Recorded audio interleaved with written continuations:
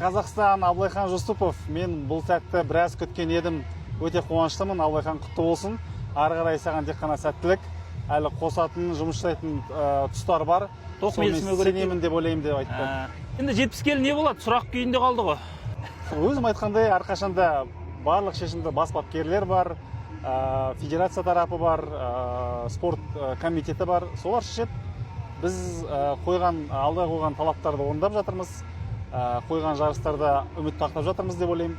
Сол себепті біз тек қана бағынамыз, басшылыққа болды. Мүмкіндік берсе, дайынсың ба деймін ғой? Алдағы жарыстарда Азия ойындары бар, Олимпиада ойындары бар.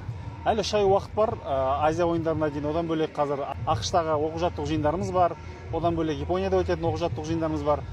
Бас бапкердің айтуы бойынша Азия ойындарына нақты составты сол Жапон елінде айтам деді.